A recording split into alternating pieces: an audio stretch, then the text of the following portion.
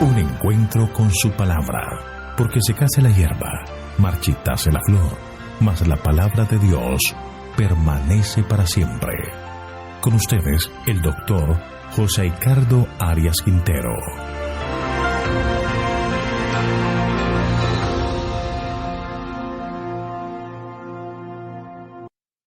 Hoy vamos a estudiar Jeremías capítulo 12.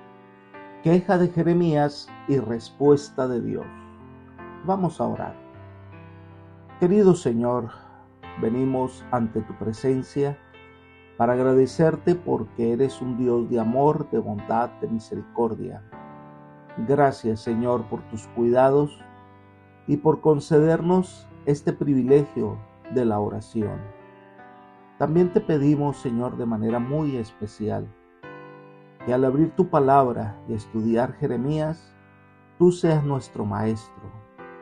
Que el Espíritu Santo venga en este momento a reunirse con nosotros para explicarnos tu palabra. Gracias, Padre, por concedernos tantos dones y tantas bendiciones. Pues lo pedimos y lo agradecemos todo en el nombre de Jesús. Amén. El capítulo 12 se revela a un Jeremías muy humano que no entiende lo que está pasando. Su gente de Anatot, al parecer muchos de su familia, sacerdotes que debían servir en el templo, están en complot para asesinarle. Consternado y confundido, Jeremías toca el tema de la prosperidad de los malos y el sufrimiento de los fieles o justos. Vamos a dividir este capítulo en 3 secciones. La primera sección son los versículos 1 al 6, donde hay un diálogo del profeta con Dios en el que se plantea el problema de la prosperidad de los impíos y su reconciliación con la justicia divina. Su gran confusión y su deseo de entender lo que está pasando se ven en el versículo 1. Justo eres tú, Jehová, para que yo dispute contigo. Sin embargo, alegaré mi causa ante ti. ¿Por qué es prosperado el camino de los malvados y les va bien a todos los que se portan deslealmente? Jeremías parece estar profundamente turbado por la continua prosperidad de los impíos. Por una parte sabe que Dios es justo, bueno y santo, pero no entiende lo que pasa. ¿Cómo es posible que a los malos les vaya bien y a los justos pasen dificultades? Este es un problema que Job incluso ha planteado también, y lo hizo el salmista en el Salmo 73. Para los antiguos hebreos el problema era insoluble. Consideraban los bienes de esta vida como un premio de la virtud. La ecuación era buena obra y buen premio, mala obra, castigo en este mundo. Si eso fuera verdad, entonces, ¿cómo es que los malos prosperan? ¿Cómo es que los fieles hijos de Dios sufren? Una pregunta que humanamente no es fácil responder. Pero como Jeremías, debemos aprender a confiar en Dios aunque no entendamos todo lo que está pasando.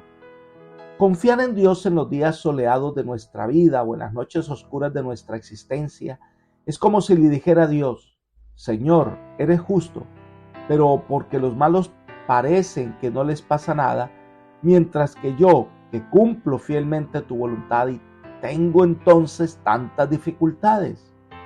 Para entender lo que pasa, debemos tener en mente que estamos en medio de un gran conflicto, donde el enemigo quiere ver nuestra ruina, pero culpa a Dios. Por eso es necesario saber quién es Dios y confiar en su dirección. Entonces Jeremías continúa su planteamiento en los versículos 2 al 4. Los plantaste y echaron raíces, crecieron y dieron fruto. Cercano estás tú en sus bocas, pero lejos de sus corazones. Pero tú, Jehová, me conoces, me viste y has aprobado mi corazón para contigo. Arrebátalos como a ovejas para el degolladero y señálalos para el día de la matanza. ¿Hasta cuándo estará desierta la tierra y marchita la hierba de todo el campo? Por la maldad de los que en ella moran, han perecido los ganados y las aves, pues dijeron: no verá Dios nuestro fin. Lo primero que vamos a destacar es que estos impíos a los que se refiere el pasaje no son paganos, no es un pleito con los babilonios, sino que más bien es con los mismos judíos, pero que estos se han tornado impíos al alejarse de Dios. Por eso dice, te alaban con los labios, pero te niegan con sus hechos. El planteamiento de Jeremías es que en su pueblo, el pueblo elegido por Dios, el Señor permita que estos líderes impíos que con sus labios parecen alabar a Dios, pero sus corazones están lejos de Dios y que al verlos parecen árboles bien plantados, fuertes y prósperos, que desafían la autoridad de Dios, hacen cosas porque creen que Dios no los ve y han guiado al pueblo a la destrucción. Entonces Jeremías pide que sean destruidos, que estos falsos líderes reciban el castigo de Dios, queden marcados para el día de la matanza. Muy humano de Jeremías es pedirle a un Dios justo que sea justo. Dios no se enoja, Él comprende nuestras limitaciones y nuestra falta de entendimiento y poco a poco nos revela su voluntad. Pero Jeremías le dice al Señor con sinceridad, llévalos al matadero como a las ovejas, márcalos para el día de la matanza. Esta es una petición extraña para Jeremías, pero es que ama a su pueblo y estos líderes han traído la ruina a su nación. Además recordemos que el atentado contra su vida, él se sentía como una oveja llevada al matadero. Entonces, la maldad que pensaban hacer contra él, que recaiga sobre ellos. Y finaliza la oración, y voy a leer en la traducción del lenguaje actual, el versículo 4 de la siguiente manera. Tú me conoces, Dios mío, tú sabes lo que siento por ti. Jeremías es sincero con Dios. El Señor aprecia este tipo de sinceridad. La oración es el acto de abrir nuestro corazón a Dios y contarle de nuestros problemas y hablarle sinceramente. Miremos el versículo 5. Si corriste con los de a pie y te cansaron, ¿cómo contenderás con los caballos? Y si en la tierra de paz no estabas seguro, ¿cómo harás en la espesura del Jordán? Dios, que siempre escucha nuestras oraciones, Él siempre responde. Entonces escucha la queja de Jeremías y con amor y paciencia responde. El Señor plantea una realidad. Era de esperar que un hombre común se mantuviera a la par de sus prójimos, pero si se cansa de correr con los de a pie, ¿cómo sería hacer a la tarea más difícil de marchar con los jinetes? Lo que Dios le refiere a Jeremías es que si tiene dificultades para enfrentar los problemas sencillos, ¿cómo será enfrentar entonces problemas mayores? Si con los de a pie te cansas, ¿qué será corriendo con la gente que va a caballo? Esta es una tremenda amonestación para todos nosotros. Si no podemos con las tareas más sencillas de la vida, ¿qué será con las tareas más complejas? Si no somos capaces de ser vencedores en las pruebas pequeñas, ¿cómo será nuestra actitud ante las grandes luchas que enfrentamos? La traducción del lenguaje actual, la última parte del versículo 5, leemos: si tienes problemas para ganar un caso fácil, ¿qué te hace pensar que puedes enfrentarte a mí? No podemos permitir que problemas o situaciones sencillas nos hagan perder nuestra fe en el Señor Todopoderoso. Debemos aprender a ser fiel al Señor. Jesús dijo, en lo poco has sido fiel, en lo mucho te pondré. Entonces le presenta la prueba por la cual está pasando el joven profeta. Versículo 6. Aún tus hermanos y la casa de tu padre, aún ellos se levantaron contra ti, aún ellos gritaron en pos de ti. No confíes en ellos, aunque te digan cosas buenas. Su propia familia está en contra de su ministerio. Su propia gente conspira contra Jeremías y le dice el Señor, pues que no confíe en ellos, porque son unos hipócritas. Esta era una prueba que el profeta debía superar y confiar en la dirección divina. Ellos no van a prosperar en sus intenciones. La segunda sección de este capítulo 12 de Jeremías son los versículos 7 al 13 y se describe la devastación que vendrá a Judá. Miremos el versículo 7. He abandonado mi casa, he desamparado mi heredad, he entregado en mano de sus enemigos lo que amaba mi alma. Este fragmento del pasaje está desconectado del tema anterior. Estos son oráculos y profecías donde se toca el tema de la devastación que vendrá a Judá. Sabemos que en tiempos de Joaquín, más o menos entre el año 609 y 598 a.C., hubo varias incursiones de pueblos vecinos.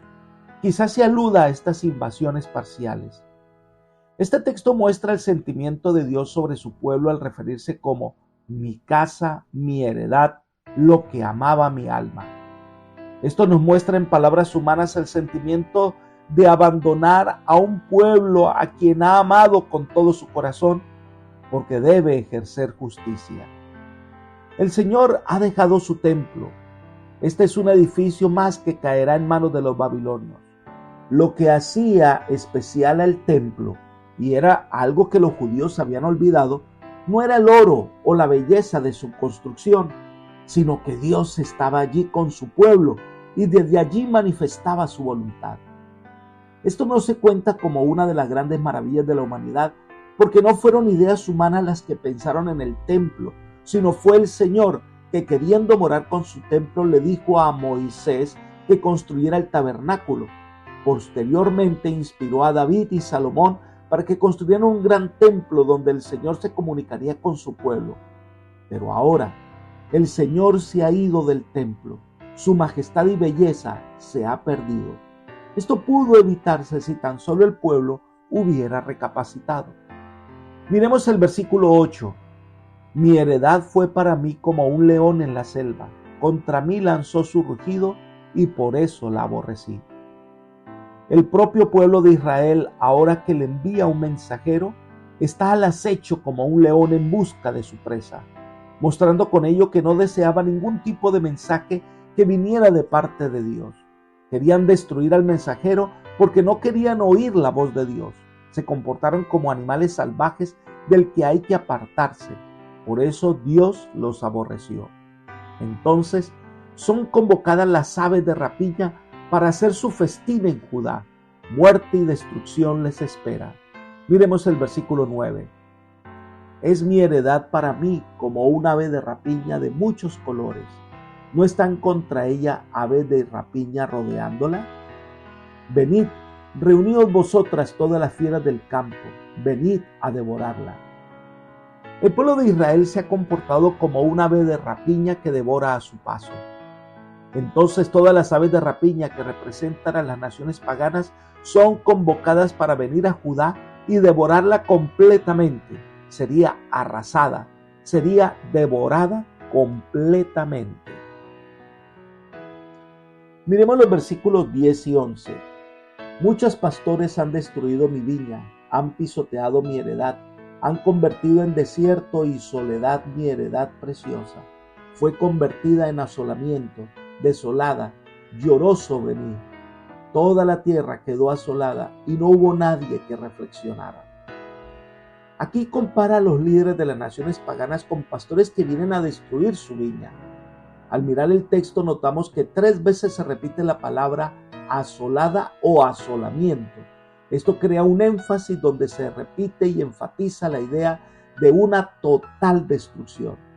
Esta ciudad quedará sola, será habitación de aves y fieras del campo. Versículo 12. Sobre todas las alturas del desierto vinieron destructores, porque la espada de Jehová devorará de un extremo de la tierra hasta el otro. No habrá paz para nadie. Es interesante que se hable del destructor que vendrá y se mencione que es la espada de Jehová la que devora todo, lo que quiere decir que el poderío militar de Babilonia fue el instrumento usado por Dios para llevar a cabo el propósito divino de castigar a su pueblo. Y entonces este pueblo sembrará en vano porque sus cosechas serán destruidas, pero toda la destrucción viene sobre Judá y esto tiene una razón. Leamos el versículo 13. Sembraron trigo y cosecharon espinos. Se esforzaron, mas nada aprovecharon. Se avergonzarán de sus frutos a causa de la ardiente ira de Jehová. Todo esto pasa porque el pueblo ha pecado de manera tal que el Señor encuentra que la única solución es la destrucción de Judá. Es la única manera de purificar la tierra de la maldad. la única manera de poder ayudarles. Una vez más, se darán cuenta que la adoración a dioses falsos no sirve para nada. Llegamos entonces a la parte final del capítulo 12 de Jeremías, que va entre el versículo 14 al versículo 17, donde Jeremías termina con promesas y advertencias. Leamos el versículo 14. Así ha dicho Jehová: en cuanto a mis malos vecinos que tocan la heredad que hice poseer a mi pueblo Israel, yo los arrancaré de su tierra y arrancaré de en medio de ellos la casa de Judá. En primer lugar, las naciones que se enfrentaron y desolaron al pueblo de Dios, las naciones que son malos vecinos, serán arrancados como lo hizo con Judá, serán destruidos por su maldad, y el Dios justo también los castigará. Las naciones como los edomitas, moabitas, amalecitas, filisteos y otras naciones vecinas que se regocijaron con la caída de Judá y la atacaron cuando estaba débil, sufrirán el castigo divino y también serán llevadas cautivas. Entonces la promesa del Señor es que va a restaurar a su pueblo, versículo 15. Pero después que los haya arrancado, volveré y tendré misericordia de ellos, y los haré volver cada uno a su heredad y cada cual a su tierra. Dice el Señor que los va a sacar de en medio del cautiverio donde están y volverán a ser una nación bajo la bendición del Señor. Dios ama a este pueblo y no lo destruirá del todo. Volverán por la poderosa intervención divina.